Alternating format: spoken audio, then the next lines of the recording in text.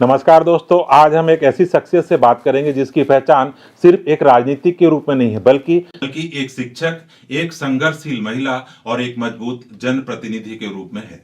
कभी बच्चों को एबीसीडी सिखाने वाली ये शिक्षिका जिंदगी ने ऐसा इम्तिहान दिया जिसमें पति का साया इनके सर से उठ गया, लेकिन इन्होंने हार नहीं मानी, दुख को अपनी ताकत बनाया और जनता की सेवा को अपना संकल्प। आज ये 2 बार की विधायक हैं और लाखों लोगों की आवाज। आज हम बात करेंगे उनके संघर्ष और उनके फैसलों और उस हिम्मत की जो हर महिला के लिए एक मिसाल है। तो चलिए बिना देर किए शुरू करते हैं आज की ये मुलाकात भानु प्रतापपुर विधानसभा की विधायक श्रीमती सावित्री मंडावी से। लोकल न्यूज में आज एपिसोड में आपका स्वागत है। हम चाहते हैं कि आप हमारे माध्यम से जनता को अपने बारे में कुछ बताएं, इसलिए आप चर्चा हम आपसे शुरू करते हैं। नमस्कार, आपका स्वागत। भाभी जी, आज आपसे हम चर्चा की शुरुआत करते हैं और हमारा सबसे पहला सवाल आपसे होगा, जो आम जनता अक्सर आपके बारे में जानने की कोशिश करती है, जानने की प्रयास करती है कि आपका बचपन कहाँ बीता और कैसे बीता।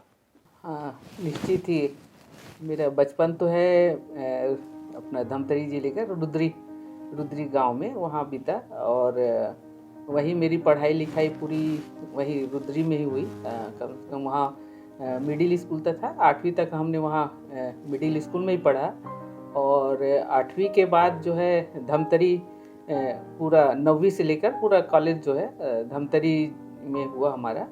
और पढ़ाई जो है बचपना का पढ़ाई जो है उसके साथ ही मैं कह सकती हूँ मेरी जो नौकरी भी जो है वहीं रुद्री में ही लगा और नौकरी के साथ साथ मेरे शादी ब्याह भी जो है वहीं रुद्री में ही लगा, क्योंकि हमारे बाबूजी नौकरी करते थे, भैया भी नौकरी करते थे और तो सब चीज़ जो है हमारा रुद्री में, पूरा बचपन जो है मेरा रुद्री में ही बीता।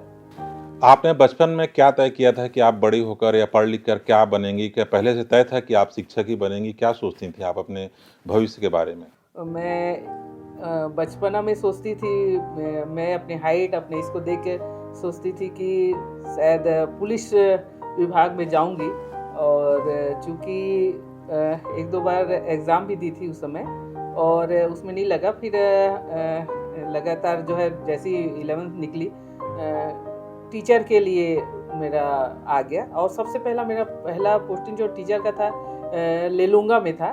फिर बहुत दूरी के कारण माँ बाबूजी नहीं भेजे। फिर सेकंड जो है मेरा वही रुद्री में ही पोस्टिंग हुआ। और मैं आप लोगों को बताना चाहूँगी कि जिस स्कूल में मेरी पढ़ाई हुई 1ली से लेकर 8वीं तक, उसी स्कूल में मेरा फर्स्ट पोस्टिंग जो है टीचर का वहाँ लगा। तो इसके लिए मैं अपने आप को बहुत सौभाग्यशाली समझती हूँ कि वहाँ जो जिस स्कूल में मैंने पढ़ा, जिस स्कूल में मेरे टीचर्स मेरे को ज्ञान जिसने दिया, उसी स्कूल उनके साथ रहकर जो है वहीं मेरा पहला पोस्टिंग वहीं लगा, मेरा रुद्री में ही हुआ। बचपन की ऐसी कौन सी बातें हैं आपके गांव से जुड़ी आपको जो आज भी याद आती हैं? आज आप विधायक हैं, लाखों हजारों लोगों के प्रतिनिधित्व कर रही हैं, पर आपका जो बचपन जहां पर बीता वो बातें आपको याद आती हैं, तो कौन सी बात याद आती है? हाँ, बहुत बहुत सारी बचपन की बातें हैं और मैं एक घटना बता सकती हूँ।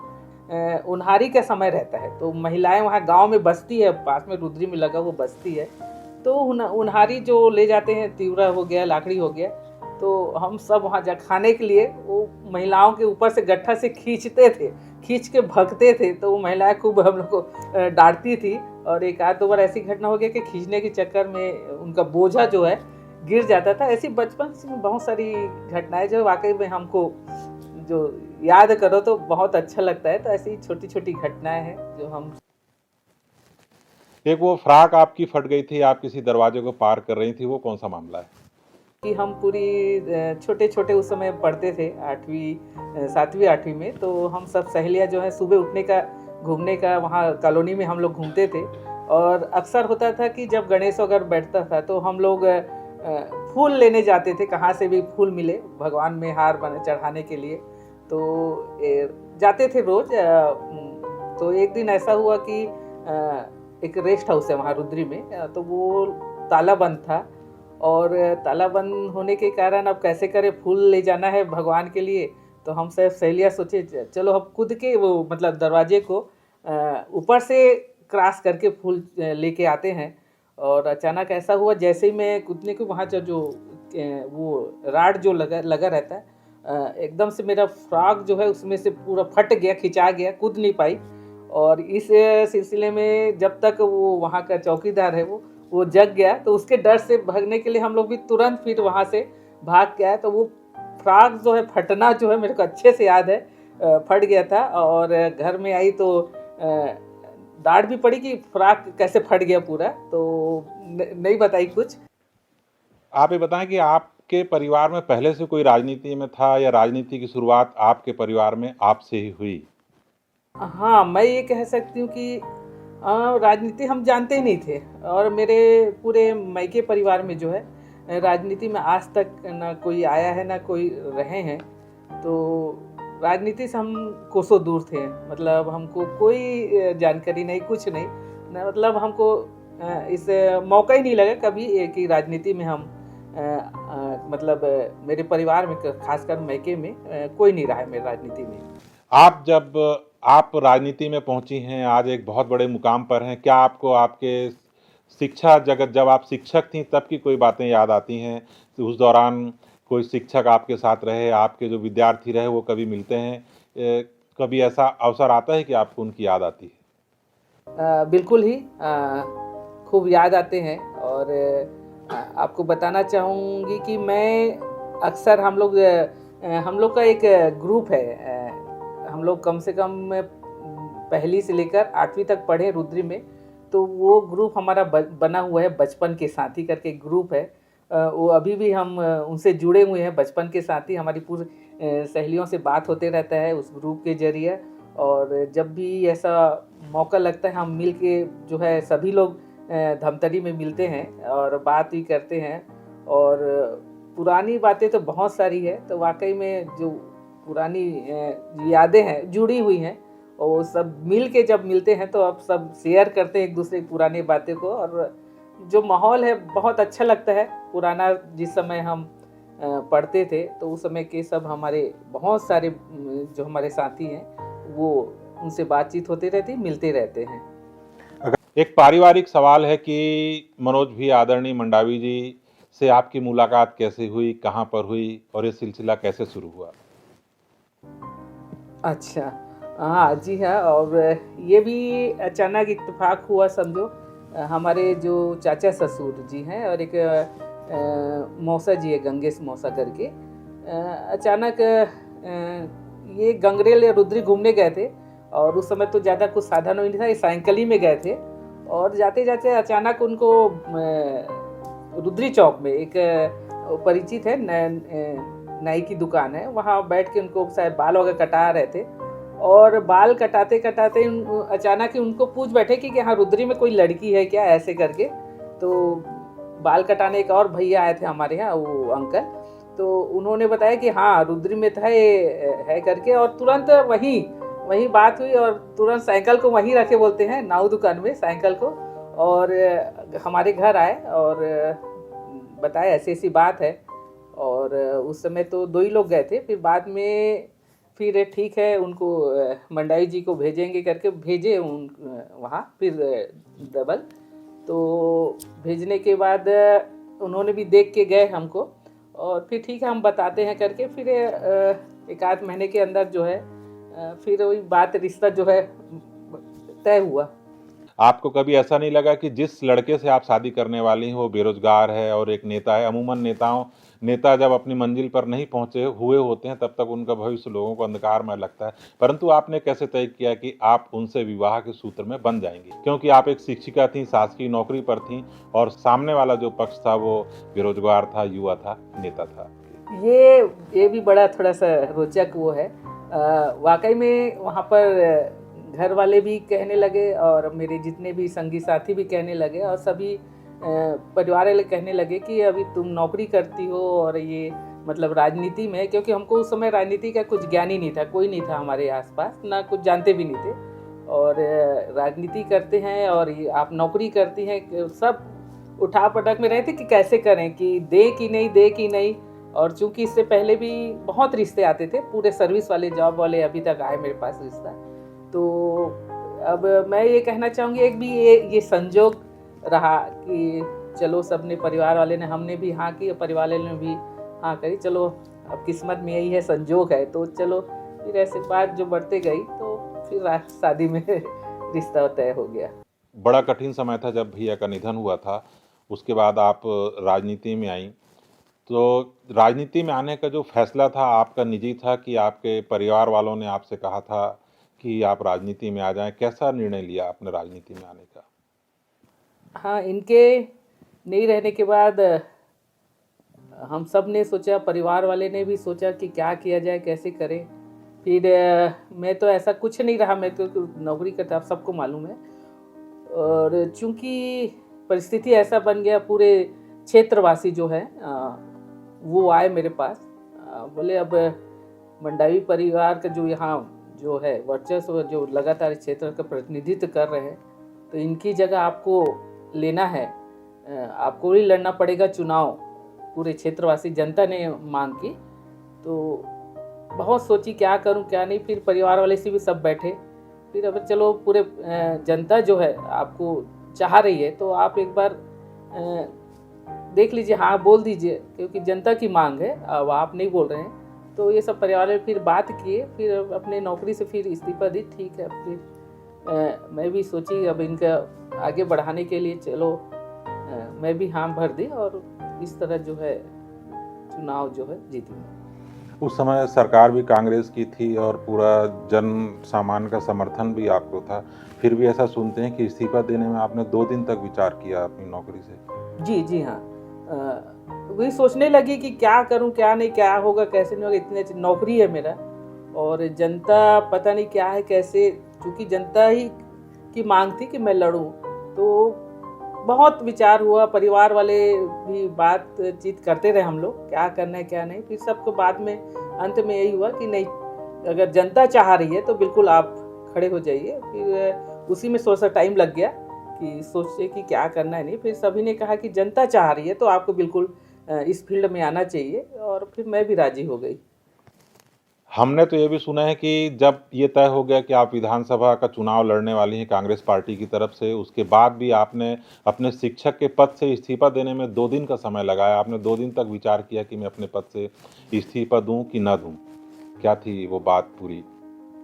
क्योंकि आप सबको मालूम है कि उस दिन ज़्यादा समय भी नहीं हुआ था इनको गुजरे हुए, और उस बीच में इस चुनाव फील्ड में उतरना कहीं ना कहीं एक तो मन में थोड़ा सा, पहली बार जो है जनता के बीच जा रही हूँ, और क्या नाम से है, कभी ऐसा माहौल नहीं रहा मेरा। और चूंकि भले इनके रहते हुए बिल्कुल जनता से जुड़ी हुई थी, घर में आते थे, बिल्कुल मिलती थी, सब करती, पर फील्ड में नहीं निकली थी। तो कहीं ना कहीं थोड़ा सा डर भी था मेरे को कि क्या होगा, जनता मेरे को एक्सेप्ट करेंगी कि नहीं। और क्योंकि अब पहली बार निकल रही हूँ, और ज़्यादा दिन दुख भी था, मन भी अंदर दुख भी था, मैं एकदम ज़्यादा समय भी नहीं हुआ इनका गुजरे, और तो भी जनता जो अपार स्नेह, जो उनका प्यार मिला, जहाँ भी गई जहाँ भी जाती थी, इनका जो वर्चस्व था इन मंडावी जी का पूरे क्षेत्र में, सब चाहते थे उनको। तो उनको देखते हुए जनता ने मेरे को हाथों हाथ लिया, और बिल्कुल उनका स्नेह और जो है सहयोग जो मिलना था क्षेत्र में, उनके कारण ही जो क्षेत्र में मेरे को मिला, तो मैं कह सकती हूँ स्वर्गीय मनोज सिंह मंडावी जी के ही कारण जो है क्षेत्र की जनता जो है आज मुझे भी जानने लग गया, और ये सब स्वर्गीय मनोज सिंह मंडावी जी का कर्म है। ये सवाल हो सकता है आपके लिए बड़ा अजीब हो, शिक्षा के क्षेत्र में कोई बड़ा बदलाव करने का मौका यदि आपको आज मिलता है, तो आप ऐसा कौन सा बदलाव है जो करेंगी? अभी के हिसाब से मैं तो कहना चाहूँगी, अगर जो अभी चल रहा है बहुत, सबसे पहले युक्तिकरण को मैं सबसे पहले बंद करवाऊंगी। एक आदिवासी वर्ग की विधायक होने के नाते आदिवासी समाज के लिए आपकी सबसे बड़ी प्राथमिकताएं क्या हैं? मैं जा रही, देख रही, दौरा कर रही हूँ, तो सबसे जो समस्या है यहाँ अंदर गांव में, इधर पूरे हमारे क्षेत्र में, सबसे पहला तो शिक्षा जो बहुत ज़रूरी है, और स्वास्थ्य जो हो गया, स्वास्थ्य के प्रति जो हॉस्पिटल हैं जगह जगह, तो वो उनके जो है डॉक्टर की कमी हो गया, जो नर्स कमी हो गया, जो भी समस्या है, मूलभूत समस्या है, रोजगार है, इस पे मेरा जो है सबसे ज़्यादा फोकस है, और मैं चाहती हूँ कि इस पर भी मतलब इस दिशा में काम करूँ मैं। प्रदेश में भारतीय जनता पार्टी की सरकार है, और बड़े वादे इन्होंने किए हैं, बहुत से वादे जनता से किए हैं। आपको सरकार के ऐसे कौन से वादे हैं जो आज भी धरातल में झूठे लगते हैं, गलत लगते हैं?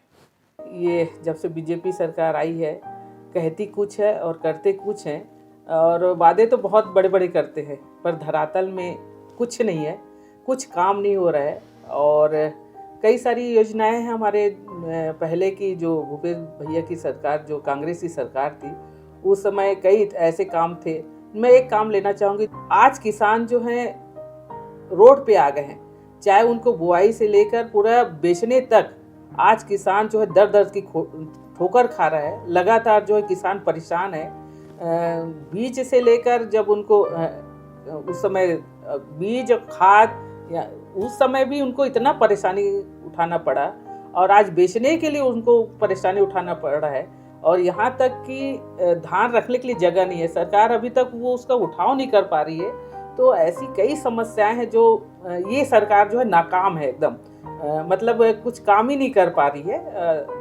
तो हम ये ऐसी बहुत सारी और कई योजनाएं हैं जिसको सरकार बंद कर दी है। जैसे सबसे बड़ा अभी जो चल रहा है, आप देखेंगे इतना महत्वाकांक्षी योजना जो महात्मा गांधी, जो ये मनरेगा कार्यक्रम, उसको आप देख रहे हैं, वो जी राम जी के नाम से उसको चालू करें। इसमें वाकई में हमारी जो गांव के जो ग्रामीण है, जो उनका एक आजीविका का जो साधन था मनरेगा, उसको भी नाम बदलकर जो है उनको परेशान किया जा रहा है। और उनको वाकई में आने वाले समय में पानी। एक बड़ा गंभीर सवाल है कि मंडावी जी के निधन के बाद आपके जीवन में सबसे कठिन दौर कब आया? हाँ, इनके जाने के बाद वो मेरे छोटे बच्चे का, अमन मंडावी का, जो एक्सीडेंट हुआ उस समय, तो उस समय बहुत इनकी याद आई। और उस समय लगा वाकई में ये रहते तो ये सब जो हो रहा है, तो वो जो बच्चे के एक्सीडेंट को मैं कह सकती हूँ, और वही मेरा सबसे कठिन दौर था, खराब बच्चे समय का था। एक्सीडेंट। एक चीज और कि आपको सबसे ज्यादा ताकत कहाँ से मिलती है? लोगों से, यादों से, या आपके आत्मविश्वास से मिलती है आपको? ये ताकत जो है, सबसे पहले मैं इन मंडाई, स्वर्गीय मनोज सिंह मंडावी जी को कहना चाहूँगी कि ये जो क्षेत्र में जो उन्होंने आज तक इस क्षेत्र का जो बना के रखा, और लगातार इस क्षेत्र में जो विकास के कार्य किए, लोगों का जो स्नेह उनको मिला, तो कहीं ना कहीं आज जो मैं घूम रही हूँ भानु प्रतापपुर क्षेत्र में, स्वर्गीय मनोज सिंह मंडावी जी का ही आशीर्वाद है, जो ऐसा लगता है कि वो मेरे साथ हमेशा चल रहे हैं और इस क्षेत्र में पूरे घूम रहे हैं, और इन्हीं का आशीर्वाद है। और दूसरा मैं कहना चाहूँगी, जो भानु प्रतापपुर क्षेत्र की जनता है, वाकई में वो इनके दिलों में बसे हुए थे, और ये इनके जनता के दिलों में बसे हुए थे। वही आज मेरे पूरी जनता जो है, भानु प्रतापपुर क्षेत्र की जनता, आज कुछ भी हो, उन्हीं के कारण जो है आज उन्होंने 2 चुनाव मेरे को जिताया, तो उनके बदौलत ही मैं ये पूरे क्षेत्र में उनके जो स्नेह जो मिल रहा है, प्यार जो मिल रहा है, उन्हीं की बदौलत जो मैं क्षेत्र में घूम रही हूँ, जनता के कारण। आज भी जब आप एक बहुत उच्च पद पर हैं, हजारों लोगों से आपका मिलना जुलना होता है, पर कभी कोई ऐसा पल आता है जब आपको लगता हो कि आप कहीं ना कहीं से टूट रही हैं? लगता है कभी कभी, सोचती हूँ अकेले में कि वाकई में ये रहते तो और कुछ होता। और बहुत इनकी तो खूब याद आती है, और वाकई में ये रहते, मैं कह सकती हूँ आज अगर इस क्षेत्र में यहाँ रहते तो वाकई में हमारे बस्तर क्षेत्र के लिए, और खासकर विधानसभा क्षेत्र के लिए, वो बहुत कुछ सोचते थे और बहुत कुछ करना चाहते थे वो क्षेत्र के विकास के लिए, और खासकर हमारे आदिवासी भाई बहनों के लिए बहुत सोचते थे कि हमारा आदिवासी भाई बहन जो है कैसे आगे बढ़ेगा। उनकी शिक्षा के लिए खूब सोचते थे कि वो कैसे आगे बढ़े, उनको लिए क्या करना है। वो निरंतर जो है लगातार उनसे चर्चा होती रहती थी जब ये जीवित थे। तो मैं भी चाहती हूँ कि हमारे आदिवासी भाई जो है उनके लिए हम ऐसा कुछ करें कि आके हमारा समाज आज बहुत जो पिछड़ा हुआ है कैसे आगे बढ़े, उसके लिए भी लगातार जो है मैं सोचती हूँ कि उनके लिए भी कुछ किया जाए। इतनी व्यस्तता के बीच में राजनीति के दौरान आपको कब बहुत सुकून मिलता है? कौन सा ऐसा पल आता है जब आपको लगता है कि आप बहुत सुकून में हैं? निश्चित ही मैं जब सुबह से निकलती हूँ 10 बजे, कई कार्यक्रम रहते हैं और जब मैं कार्यक्रम के बीच में लोगों के बीच पहुँचती हूँ और जब जो लोगों का जो उत्साह और महिलाओं का, बच्चों का, खासकर मैं आप लोगों को बताना चाहूँ, बच्चे से मेरे को बहुत प्यार है। जहाँ भी छोटे बच्चे मिलते हैं और अक्सर मिलते ही रहते हैं, तो उनको देखकर मेरा दिल खुश हो जाता है। कोई भी बच्चे हो, कैसे भी बच्चे हो, तो उन बच्चों से मेरे को बहुत लगाव है।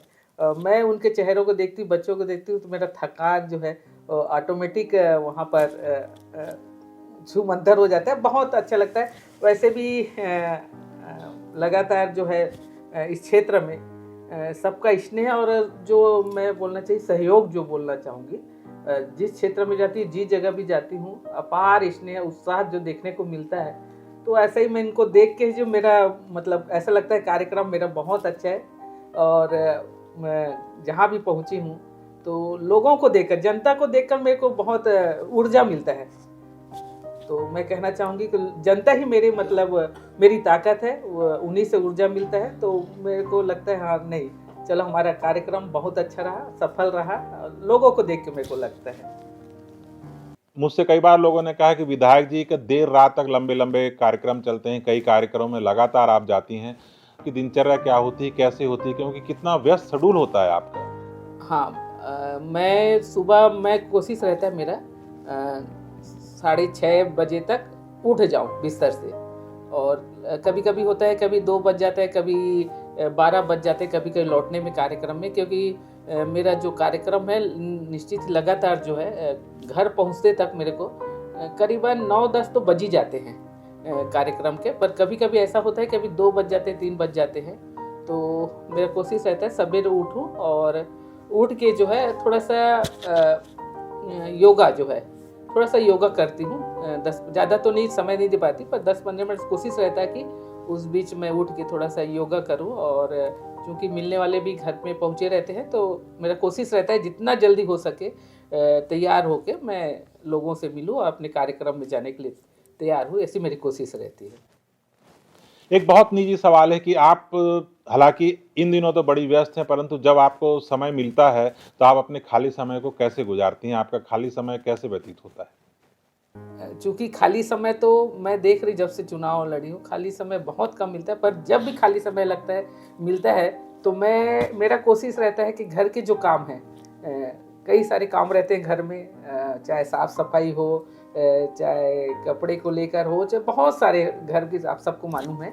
तो मेरा कोशिश रहता है घर के काम में ही जो है पेंडिंग पर पड़े हुए हैं, उसको मैं थोड़ा सा काम करूँ, ऐसी कोशिश रहती है। आप आज भानु प्रतापपुर विधानसभा का प्रतिनिधित्व करती हैं, हजारों लाखों लोगों को आपसे अपेक्षा होती है, परंतु आप विपक्ष में हैं। आप अपने मतदाताओं को, अपने शुभचिंतकों को कैसे संतुष्ट करती हैं? उनकी जो मांग, आप जहां जाती हैं वहां पर वो मांग करते हैं, और उनको कैसा संतुष्ट करती हैं, कैसे मनाती हैं, क्या करती हैं? लगातार जो है चूँकि मंडावी जी थे तो लगातार उस क्षेत्र के लिए काम किया। और जब से मैं आई तो मेरी कोशिश रहता है कि जो भी विकास कार्य हैं यहाँ भानु प्रतापपुर क्षेत्र के, वो विकास कार्य को पूरा करना। इस नाते पूरे समाज के लोग भी मिलते हैं, कई मांगे रहती उनकी, भवन से लेकर रंगमंच, कई विकास के कार्य थे। पर आप देख सकते हैं मैंने लगातार जो है इस क्षेत्र में सबकी मांगों को पूरा किया है। और कई मांगे रहते हैं, बहुत सारी मांगे रहते हैं, कई को पूरा कर पाते हैं और कई को नहीं कर पाते हैं। पर मेरी कोशिश है कि मेरे जो विधायक निधि है, उस विधायक निधि से काम हो रहे हैं, चाहे बस्तर विकास प्राधिकरण से हो, चाहे मेरे विधायक निधि से हो। क्योंकि अभी सरकार हमारी नहीं है और कई परिस्थितियां रहती है, और विपक्ष के होने के नाते आप सबको मालूम है, कई काम देते हैं, कई काम नहीं देते हैं। पर मेरी कोशिश है, आप देख सकते हैं पूरे भानु प्रतापपुर क्षेत्र में कहीं ना कहीं हमने वो विकास कार्य किए हैं। कहीं भवन हो गया, कहीं रंगमंच हो गया, कहीं पुल पुलिया हो गया, ये सब देने का काम जो है, काम चल रहे हैं। तो कहीं ना कहीं काम हो रहा है और सबको समाज के लोग, कई लोग मिलते हैं, अपनी मांग रखते हैं। निश्चित ही मैं उन लोगों के बीच जाती हूँ और जहाँ तक हो सके उन मांगों को पूरा करने की कोशिश करती हूँ। और अगर उनकी जो समस्याएं रहती है, तो मैं जो भी समस्या रहती है, कई समस्याएं जो है उनके अधिकारियों को बोल के जो उन समस्या को दूर करने का प्रयास करती हूँ।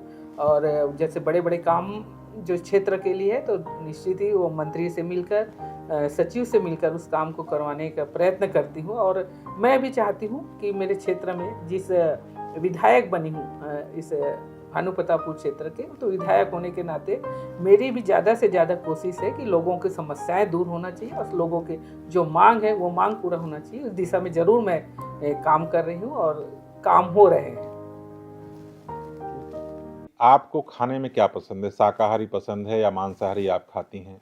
ऐसा खाने में मेरे को एकदम ऐसा चाहिए, कुछ विशेष वो नहीं है, लेकिन वेजिटेरियन भी हूँ और नॉन वेज भी हूँ, तो जो भी मिल जाता है और मैं खा लेती हूँ। ऐसा बिल्कुल ताम झाम ऐसा कुछ नहीं है। जहाँ भी गांव में भी जाती हूँ तो बिल्कुल जो खाना जैसे मिलता है बिल्कुल खाती हूँ मैं। और ज़्यादा मेरे से मतलब एकदम बोलना चाहिए शौक मत जो है, ऐसा नहीं है कि ये चाहिए वो चाहिए, ऐसा नहीं है। बिल्कुल सादा सिंपल जैसा भी हो वो बिल्कुल वो भोजन जो है पसंद है। अच्छा, एक चीज़ बताइए कि आपने खाना कब से नहीं बनाया? जब भी समय मिलता है बिल्कुल मैं चाहती हूँ कि किचन में घुसो और किचन में थोड़ा सा बनाऊँ। तो इस हिसाब से मैं जब समय, चूँकि अब राजनीति में आई हूँ तो समय थोड़ा सा कम है मेरे पास, क्योंकि अब मिलने वाले और दिन भर दौरा के कारण मैं समय नहीं बच, पर जब भी समय मिलता है मैं खाना बनाती हूँ। यदि आपको चाय और कॉफ़ी में से किसी एक को पसंद करना हो तो आप किसे पसंद करेंगे? दूध वाली चाय पसंद करेंगे। पसंद करूँगी। थोड़ा सा अदरक इलायची थोड़ा सा डला रहे तो और ज़्यादा अच्छा लगेगा। फिर थोड़ा एक अजीब सा सवाल है कि कोई ऐसी डिश या कोई ऐसा व्यंजन आप बनाती हों या खाती हों तो आपको मंडावी जी की याद आ जाती हो? मंडाई जी बहुत शौकीन थे खाने के। फूडी थे यानी? हाँ, और खाने का बहुत शौक था। और जब भी कोशिश रहती थी उस समय, चूँकि उस समय मैं भी जॉब में थी, पर अक्सर ये चाहते थे कि मैं सब्जियाँ जो है अपने हाथ से बनाऊँ। तो मेरी कोशिश रहती थी इनको सब्जियाँ जो है, चाहे हरी सब्जी हो चाहे नॉन वेज हो, सब अपने ही बना, अपने मेरे हाथ का ही पसंद करते थे ये। और मैं कोशिश रहता था कि मैं अपने हाथ से ही बना के उनको खिलाई हूँ। संगीत की बात करें तो आपको कैसे संगीत पसंद है? संगीत सुनना पसंद है कि नहीं है, या फ़िल्में देखना पसंद है? क्या पसंद करती हैं आप? गाती तो नहीं हूँ, गुनगुनाने की कोशिश करती हूँ क्योंकि आवाज़ हमारी ऐसी नहीं है। और हाँ, मैं गाने के लिए बोल सकती हूँ, अभी से नहीं, जब से हम 8वीं 9वीं पढ़ते थे तब से मेरे को पुराने गाने सुनने का बहुत शौक था। और अभी भी जब भी मौका लगता है बिल्कुल गाड़ी में बैठे रहती हूँ, पुराने सॉन्ग जो है लगाने बोलती हूँ, सुनती हूँ पुराने गाना, और बहुत ही अच्छा लगता है पुराने गाना सुनना। और बचपन में भी मैं बहुत गाने सुनती थी। और आप सबको मालूम है कि मैं उस समय जो है कैसेट होता था, उस कैसेट खूब खरीदती थी सुनने के लिए। तो उस समय कैसेट का ज़माना था, तो उस समय से जो है लगातार गाने, पुराने गाने सुनना। उस समय रेडियो था, रेडियो से भी पुराने गाना सुनना। तो इस टाइप के जो है वो पुराने गाने बहुत अच्छे लगते थे, सुनना अच्छा लगता था, जो अभी भी सुनती हूँ समय मिलने पर। आपके साथ आपकी सासू जी भी रहती हैं और मंडावी जी के निधन के बाद उनको भी एक दुख होगा। अभी वो कैसा रहती हैं? आपके साथ उनका कैसी जर्नी है आपकी? बिल्कुल मैं बोल सकती हूँ, जो एक माँ और बेटी का जो रिश्ता है उस टाइप के हम लोग रहते हैं।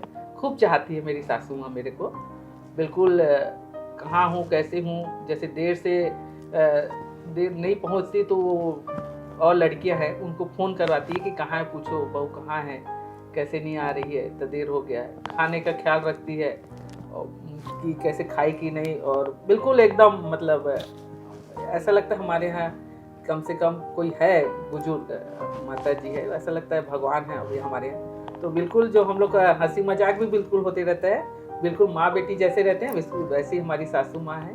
और बिल्कुल दोनों अच्छा रहते हैं, बढ़िया, और बिल्कुल ख्याल रखती है, मैं भी उनका ख्याल रखती हूँ और वो भी मेरा एकदम ख्याल रखती है। तो बहुत अच्छा है मेरी सासू माँ, और बिल्कुल उनका माँ का भी आशीर्वाद है। बिल्कुल। आदिवासी महिलाओं को राजनीति में आना चाहिए कि नहीं? आप आदिवासी महिलाओं को राजनीति के क्षेत्र में कैसे देखती हैं?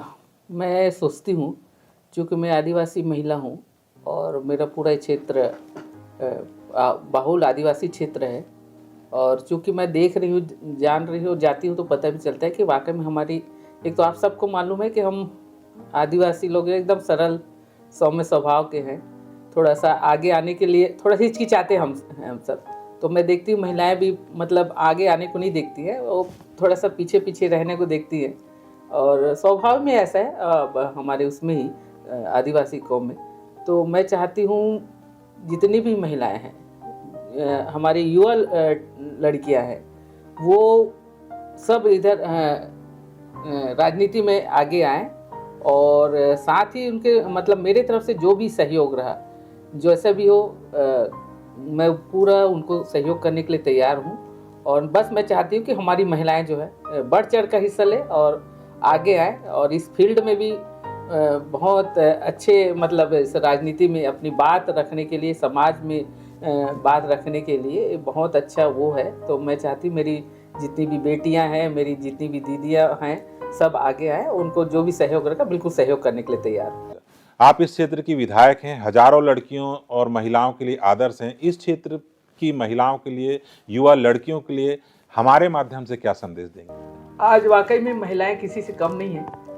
महिलाएं जो है हर क्षेत्र में आगे आ रही है। तो मैं महिलाओं से यही कहूँगी, आप जो है जो भी तुमको अच्छा लगता है, जो भी फील्ड तुमको अच्छा लगता है, आप सबको उस फील्ड में आप आगे आइए, बढ़ चढ़ कर हिस्सा लीजिए। और जहाँ भी जैसे भी मेरे तरफ से जो भी जिस महिला को, जिस बेटी को जैसे भी सहयोग चाहिए वो सहयोग देने को तैयार हूँ। बस आप उस फील्ड में उतरिए, अच्छा काम करके दिखाइए, समाज सेवा करके दिखाइए, व्यवसाय करके दिखाइए, और जिस नौकरी पेशा में अगर आपको जो अच्छा लगता है, जहाँ भी जाना है, बिल्कुल आप आगे आइए, और इसमें हम सब साथ मिलकर काम करेंगे, और जो भी जैसे भी सहयोग होगा उन महिलाओं को मैं सहयोग करने के लिए तैयार हूँ। अभी आपने बताया कि मैं जब सभाओं में रहती हूँ, रैली में रहती हूँ या किसी सार्वजनिक कार्यक्रम में होती हूँ, तो मुझे लगता है कि मंडावी जी आपके आसपास रहते हैं, आपके साथ रहते हैं। बड़ा अजीब सवाल है, हो सकता है कि दर्शक भी इससे इत्तेफाक ना रखते हों। यदि आपके सामने अचानक मंडावी जी आ जाएं, तो आप उनसे क्या कहेंगे? काश ऐसा होता। के बारे में बहुत सी बातें बताई, और निश्चित रूप से जो जनता है, आपके चाहने वाले हैं, आपके पक्ष नहीं जानते थे, अब जानेंगे इस बात को, और इतना समय आपने हमें दिया, इसके लिए आपका बहुत आभार, बहुत थैंक यू। दोस्तों, आज की ये बातचीत सिर्फ एक इंटरव्यू नहीं थी, बल्कि एक जीवन यात्रा थी। एक शिक्षक से विधायक बनने तक का सफर। श्रीमती सावित्री मंडावी की यह कहानी हमें सिखाती है कि अगर इरादे मजबूत हों तो परिस्थितियां भी रास्ता दे देती हैं। हम तहे दिल से धन्यवाद करते हैं माननीय विधायक जी का, जिन्होंने इतने खुले दिल से अपनी जिंदगी के अनुभव हमारे साथ साझा किए। दोस्तों, अगर आपको यह इंटरव्यू पसंद आया हो तो लाइक करें, शेयर करें, और ऐसे ही सच्चे, जमीनी और प्रेरणादायक इंटरव्यू के लिए हमारे चैनल को सब्सक्राइब करना ना भूलें।